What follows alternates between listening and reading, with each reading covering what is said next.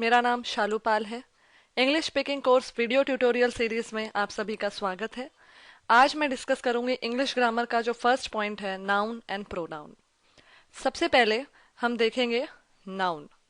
Noun क्या होता है? नाउन का मतलब होता है a noun is the name of a person, place, animal, thing और आइडिया। अब जैसा कि यहाँ पे मैंने आपको बताया है कि नाउन हिंदी में जैसे हमने सुना होगा कि संज्ञा कहते हैं, हिंदी में संज्ञा को इंग्लिश में नाउन कहा जाता है। नाउन का सीधा सीधा मतलब होता है नाम। आप बस इतना दिमाग में रखिए कि नाम मतलब नाउन। अब नाम किसी भी चीज का हो सकता है, जैसे कि कोई पर्सन हो सकता है। पर्सन जैसे कि देखिए, कोई भी हो, कोई आदमी हो या कोई औरत हो, उसे हम पर्सन बोलते हैं, यानी कि इंसान। इंसान का मतलब होता है पर्सन। सेकंड चीज, कोई एनिमल भी हो सकता है। एनिमल यानी जानवर। जैसे कि यहाँ पे मैंने आपको घोड़ा दिखाया है, तो घोड़े को हम क्या नाम देते हैं? हॉर्स। घोड़ा उसका हिंदी में नाम है, इंग्लिश में उसे हॉर्स बोला जाता है। तीसरी चीज, कोई वस्तु भी हो सकती है, जैसे कि कोई फूल भी हो सकता है। फूल एक वस्तु है और फूल को हम नाम देते हैं, जैसे गुलाब हमने हिंदी में नाम दिया है, इसे इंग्लिश में रोज बोला जाता है। ये भी एक नाम है। रोज इस गुलाब का नाम है इंग्लिश में। नेक्स्ट देखिए घर। अब जैसे घर होता है, घर को भी, ये घर जो है, ये वर्ड मिला है, ये घर का नाम होता है। जैसे हम अपने अपने घरों के अलग अलग नाम रखते हैं अपने नाम के अकॉर्डिंग, इसलिए घर, होम, जिसे हम इंग्लिश में होम कहते हैं, ये इस चीज का नाम है। बिल्डिंग, बिल्डिंग को भी नाम मिलते हैं। बिल्डिंग को भी नाम मिलते हैं, जैसे कोई बिल्डिंग को ए टावर, बी टावर, ऐसे हम नाम देते हैं, तो वो उस बिल्डिंग का नाम हो गया। और बिल्डिंग ये एक वर्ड भी एक नाम होता है। किताब, किताब को हम इंग्लिश में बुक बोलते हैं, तो ये इस वस्तु का नाम है। तो इस तरीके से हर चीज को हम किसी ना किसी नाम से पुकारते हैं और उस नाम को बोला जाता है नाउन। जैसे मेरा नाम शालू पाल है, तो शालू ये मेरा नाम है, तो ये शालू यहाँ पे नाउन हो गया। तो होप आपको नाउन चीज समझ में आई होगी कि नाउन का सीधा सीधा मतलब होता है नाम। नेक्स्ट चीज जो मैं आपको बताऊंगी वो है प्रोनाउन। जिस तरीके से हमने नाउन पढ़ा, नाउन का मतलब नाम, संज्ञा, उसी तरह से pronoun. Pronoun is a word that takes the place of a noun. यानी कि प्रोनाउन एक ऐसा वर्ड है, जैसे अगर हमें नाम की जगह कुछ और बोलना है तो हम क्या वर्ड बोलेंगे, उसे प्रोनाउन कहा जाता है। जैसे शालू वहां जाना चाह रही थी, तो हम बोलेंगे कि वो वहां जाना चाह रही थी, तो वो जो मैंने यूज किया है वो है प्रोनाउन, मतलब वो मेरा सर्वनाम है। आपने हिंदी में सर्वनाम पढ़े होंगे कि नाम के जगह पे हम जो दूसरे शब्द यूज करते हैं उन वर्ड्स को बोला जाता है प्रोनाउन, यानी कि सर्वनाम। आइए हम एक चार्ट देखते हैं। इस चार्ट में मैं आपको सिखाऊंगी कि कितने सारे प्रोनाउंस होते हैं और उनको हम किस तरीके से यूज कर सकते हैं। ये चार्ट को आप देखिए, चार्ट बहुत बड़ा है, तो देख के आपको डरना बिल्कुल भी नहीं है। चार्ट को हमें समझने की कोशिश करनी है। आइए, ये जो ऊपर में है ये है subject pronouns, object pronouns, possessive adjective pronouns, possessive pronouns and reflexive pronounce.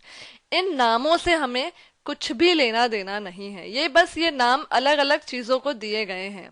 मैं आपको सबसे पहले बताती हूँ लेफ्ट लाइन में। यहाँ पे जैसे आप देख रहे हैं first person, second person, third person.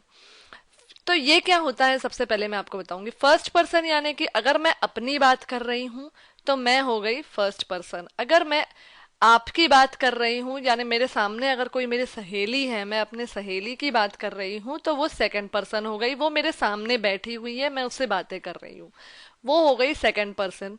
Third person यानी, थर्ड पर्सन का मतलब होता है कि मैं और मेरी सहेली आपस में किसी और के बारे में बात कर रहे हैं। अब किसी और के बारे में बात कर रहे हैं तो वो एक भी हो सकता है, दो भी हो सकता है, तीन भी हो सकता है, इसलिए हम यहाँ पे वो मेंशन नहीं करते हैं। तो आप देखिए मैंने यहाँ पे मेंशन किया है first person singular, second person singular. मतलब फर्स्ट पर्सन सिंगुलर मतलब मैं अपनी बात कर रही हूं और अपनी मतलब मैं अकेले हूं। सिंगुलर मतलब होता है हम किसी एक इंसान के बारे में बात कर रहे हैं। और यहाँ पे नीचे आप देखेंगे प्लूरल। प्लूरल मतलब होता है हम किसी एक से ज्यादा इंसान के बारे में बात कर रहे हैं। मतलब सिंगुलर मतलब एक और प्लूरल मतलब एक से ज्यादा, दो तीन चार कितने भी हो सकते हैं। तो फर्स्ट पर्सन मतलब मैं, सेकंड पर्सन मतलब मेरे सामने जो मेरी सहेली बैठी है, थर्ड पर्सन मतलब कोई और इंसान जिसके बारे में मैं और मेरी सहेली बात कर रहे हैं। तो अगर फर्स्ट पर्सन सिंगुलर को आप देखिए, इसको अगर मुझे अपने आप को कुछ बोलना है तो मैं आई से बोलूंगी। जैसे मुझे, मैं, हिंदी में जैसे मैं होता है वैसे इंग्लिश में आई होता है। ऑब्जेक्ट प्रोनाउंस में मी। अगर जैसे कि मुझे कोई सेंटेंस यूज करना है कि मेरी सहेली किसके साथ घूमने जा रही है, मुझे अगर ऐसे बोलना है तो प्रिया इज गोइंग विद मी। मेरी सहेली का नाम प्रिया है और प्रिया किसके साथ जा रही है, मेरे साथ। तो यहाँ पे मैंने मेरे वर्ड यूज किया है जिसे मी से मैंने डिनोट किया है, इसीलिए इसे ऑब्जेक्ट प्रोनाउन कहा जाता है। सब्जेक्ट मतलब यहाँ पे मैं, और ऑब्जेक्ट मतलब यहाँ पे मैंने खुद को ऑब्जेक्ट बनाया है, और सब्जेक्ट कौन है, प्रिया। पजेसिव एडजेक्टिव में माय। अगर मुझे कोई चीज बतानी है कि ये चीज मेरी है, तो मुझे कैसे बतानी होगी कि this is my pen, this is my mobile. मतलब माय मतलब ये मेरा है, ये मेरी चीज है। तो मेरा या मेरी वर्ड को यहाँ पे माय बोला जाता है फर्स्ट पर्सन सिंगुलर में। मैं यहाँ पे पहली लाइन में सिर्फ अपनी बात कर रही हूँ कि मुझे अगर सेंटेंसेस बनाने हैं तो मैं कितने तरीके के वर्ड्स यूज कर सकती हूँ, अलग अलग जगह अलग अलग रिक्वायरमेंट है। पजेसिव प्रोनाउन में जैसे माइन लिखा हुआ है, तो माइन मतलब मेरी। मतलब प्रिया इज माइन, मतलब प्रिया मेरी है। ऐसा अगर मुझे बोलना है तो मैं ऐसे बोलूंगी। ओके, तो माइन कोई चीज मेरी है, जैसे पर्स इज माइन मतलब मेरा पर्स है, ऐसे मैं बोलूंगी। रिफ्लेक्सिव प्रोनाउंस में आता है माई सेल्फ, मतलब मैं खुद। माई सेल्फ मतलब मैं खुद हो गया है कि मेरा खुद का नाम शालूपाल है। I will do it my self, ये काम मैं खुद करूंगी, इसको माई सेल्फ बोला जाता है। तो आपको ये पहली लाइन होप की समझ में आई होंगी कि ये सारे वर्ड्स मैंने अपने लिए यूज किए हैं। मैं फर्स्ट पर्सन हूं यानी मैं, और सिंगुलर मतलब मैं अकेली। तो होप आपको ये फर्स्ट लाइन समझ में आई होगी। अब हम आते हैं second person singular. Singular second person यानी मेरे सामने जो इंसान बैठा है या बैठी है उसे मैं कहूंगी सेकंड पर्सन। यहाँ पे यू, तो यहाँ पे यू, जैसे यू वर्ड मैंने उसके लिए बोला है, मैं उसको आई तो नहीं बोल सकती क्योंकि आई मतलब मैं और सामने वाला इंसान मतलब, जैसे हिंदी में हम कहते हैं तुम, वैसे ही यू बोला जाता है इंग्लिश में। ऑब्जेक्ट प्रोनाउन में भी यू बोला जाएगा। पजेसिव प्रोनाउन में आ जाएगा यू यानी आपका, तुम्हारा। और योर्स मतलब हो जाएगा जैसे कि दिस इज योर्स, मतलब जैसे कोई चीज मेरे पास रखी है, दिस मोबाइल इज योर्स, मैं बोलूंगी कि ये मोबाइल आपका है, तो योर्स बोला जाएगा। योर सेल्फ मतलब ये काम आप खुद करेंगे। अगर मुझे ऐसे बोलना है कि this work will do it by yourself, तो मतलब आपको ये काम खुद करना है, you have to do this work by yourself, ऐसे मैं बोलूंगी। तो इस तरीके से इन वर्ड्स को सेकंड पर्सन के लिए यूज किया जाता है। आई होप आपको समझ में आए होंगे। Third person mail.